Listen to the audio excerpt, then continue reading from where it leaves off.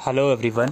आज की इस वीडियो में हम BA programme skill enhancement course economics data analysis semester 4 का एग्जामिनेशन पैटर्न डिस्कस करेंगे। आप लोगों के एग्ज़ाम में किस टाइप के क्वेश्चंस आ सकते हैं। दोस्तों, ये जो सब्जेक्ट है बेसिकली डेटा को किस तरीके से एनालिसिस करा जाता है उसी से रिलेटेड आपको टॉपिक्स इसमें पढ़ने हैं। इसमें सबसे पहले तो ये है कि डेटा का सोर्स क्या क्या हो सकता है, पॉपुलेशन सेंसिस या सैंपल सर्वे या रैंडम सैम्पलिंग। इसके अलावा यूनिवेरिएबल फ्रीक्वेंसी डिस्ट्रीब्यूशन के अंदर आप पढ़ोगे मेजर ऑफ सेंट्रल टेंडेंसी, इसमें मीन, मीडियन एंड मोड है, arithmetic, geometric and harmonic mean है। मेजर ऑफ डिस्पर्जन के बारे में पढ़ोगे, स्क्यूनेस एंड कर्टिसिस के बारे में पढ़ोगे। इसके बाद है बाइवेरियंस फ्रीक्वेंसी डिस्ट्रीब्यूशन, जिसमें कोरिलेशन और रिग्रेशन और रैंक कोरिलेशन के बारे में पढ़ोगे। इसके बाद है इंट्रोडक्शन टू प्रोबेबिलिटी थ्योरी, जिसमें आपका notions of random experiment, sample space event, probability of an event, conditional probability, independence of event, basically probability के बारे में आप पढ़ोगे। इसके अलावा estimation of population parameters from sample data, unbiased estimation for population mean and variance. इसके बाद है basics of index number, price and quantity index number, basically index number के बारे में आप पढ़ोगे। तो ये टोटल 6 यूनिट्स हैं जो आपको पढ़नी है। अब जो मैं आपको एग्ज़ाम पैटर्न दिखाने वाला हूँ, लगभग वैसे ही क्वेश्चन आप लोगों को देखने को मिलेंगे एग्ज़ाम्स के अंदर। पेपर है दोस्तों आपका 100 मार्क्स का आया था लास्ट टाइम। अब जनरली सारे पेपर आपके 75 मार्क्स के आते हैं, बट ये पेपर आता है 100 मार्क्स का। तो अब अज्यूम करो कि आपका 100 नंबर का पेपर आएगा। अगर 75 का भी आ जाता है तो कोई इशू नहीं है। हम यहाँ पे मेन फोकस हमारा पैटर्न के ऊपर है, ना कि कितने नंबर का आना है कितना नहीं। 75 या 100 नंबर का आएगा, ज़्यादा चांस ये है कि 100 नंबर का पेपर आए। और इसमें आप इंग्लिश या हिंदी किसी भी एक मीडियम में पेपर करोगे, और सिंपल कैलकुलेटर अलाउड है इस पेपर के अंदर। और सारे ही क्वेश्चन 20-20 मार्क्स के, यानी कि एक क्वेश्चन आपका 20 नंबर का है और कोई 5 क्वेश्चन आपको करने हैं।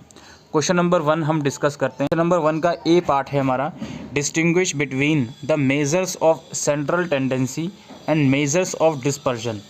इन दोनों के बीच में आपको डिफ्रेंशिएट करना है कि मेजर ऑफ सेंट्रल टेंडेंसी और मेजर ऑफ डिस्पर्जन क्या होता है। ये क्वेश्चन नंबर 1 का ए पार्ट है जो कि 10 नंबर का है।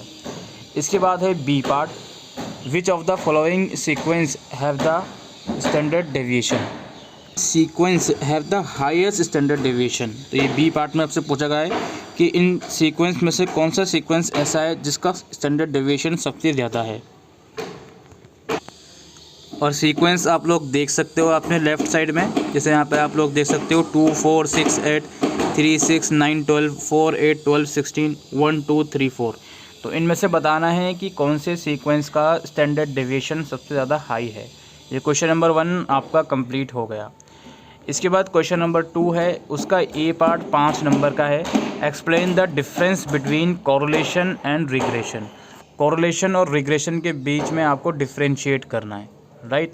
इसके बाद इसका बी पार्ट है, क्वेश्चन नंबर 2 का बी पार्ट है, जिसमें है ये है, Meena wants to study the relationship between the monthly e commerce sales and the online advertising cost. She has the survey result for 7 online stores for the last year. Find out whether there any relationship between monthly e-commerce sales and online advertising cost. Also write the equation of the straight line that fits the database. ठीक है, और यहाँ पर data इसके सामने mention है। तो basically ये 7 अलग अलग स्टोर का मेंशन है डेटा। क्या क्या डेटा मेंशन है, मंथली ई कॉमर्स सेल और जो एडवर्टाइजमेंट में पैसा लगा है उसकी डिटेल। और इसको क्या करना है, मीना को बताना है कि इसमें क्या रिलेशनशिप है आपस में इस डेटा को देखने के बाद, और कुछ स्टेटमेंट वगैरह हैं वो भी देनी है। थर्ड क्वेश्चन हम देखते हैं। मैं माफ़ी मांगना चाहूँगा दोस्तों, पीछे बैकग्राउंड में नॉइस बहुत है और आई थिंक ये पेपर भी आपको ठीक से विजिबल नहीं है, इसलिए मैं हर एक क्वेश्चन को जूम करके पढ़ने की कोशिश कर रहा हूँ। क्वेश्चन नंबर 3 आपका फुल फ्लेज क्वेश्चन है। इसमें बेसिकली कुछ डाटा गिवन है, आपको कुछ इंडेक्स नंबर इसमें कैलकुलेट करना है, ठीक है। तो वो आप लोग देख लीजिएगा। टाइम रिवर्सल टेस्ट है, इसमें फिशर्स इंडेक्स नंबर आपको निकालना है। तो डेटा की तरफ हम चलते हैं।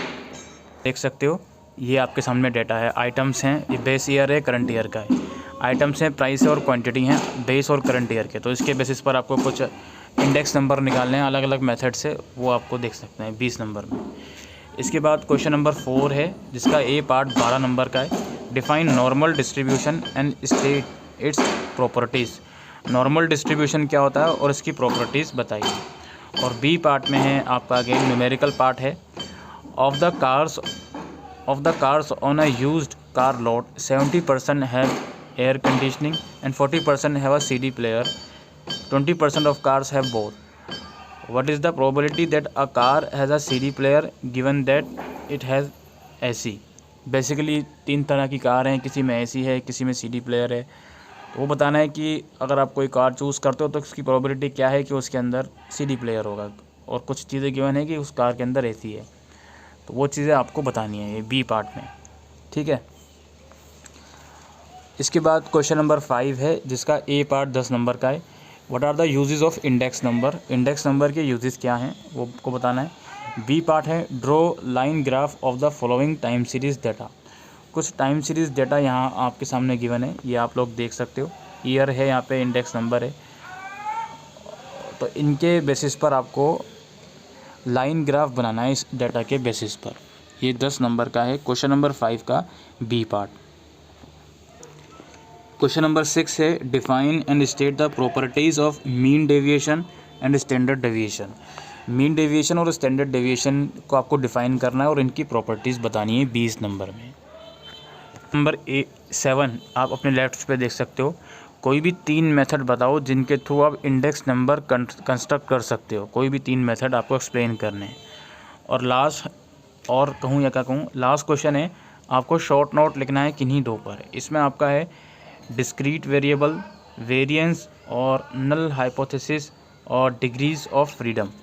इन चारों में से किन्हीं 2 पर शॉर्ट नोट लिखना है 10-10 मार्क्स में। तो ये 8 क्वेश्चंस आप लोगों से पूछे गए हैं आपके एग्ज़ाम में, जिसमें से कोई 5 क्वेश्चंस आप लोगों को करने हैं।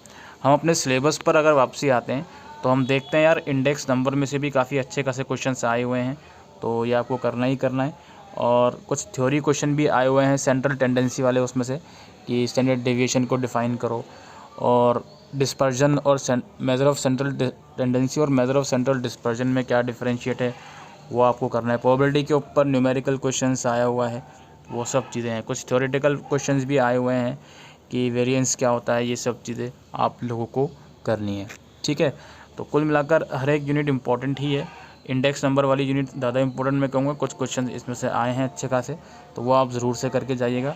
और ये है कि इस चैप्टर ऐसा है कि इसमें न्यूमेरिकल और थ्योरेटिकल दोनों को ही इक्वल वेटेज दिया गया है। दोनों में से ही क्वेश्चंस आप लोगों से आएंगे, तो थ्योरी भी करनी है उस चीज़ की, न्यूमेरिकल पार्ट भी करना है, ठीक है।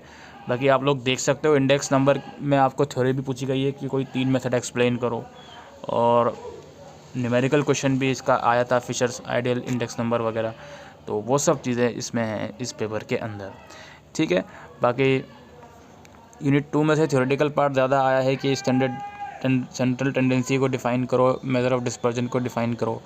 इसके अलावा कोरिलेशन और रिग्रेशन वाला क्वेश्चन भी आप लोग देख सकते हो, आया था आप लोगों का। तो ये इस तरीके से आप लोगों का पेपर बनेगा। हर एक यूनिट की वेटेज इंपॉर्टेंट है, आप इसको ज़रूर से करके जाइएगा। तो आई होप दोस्तों आपको ये वीडियो यूज़फुल लगी हो तो वीडियो को शेयर कीजिएगा। Thank you.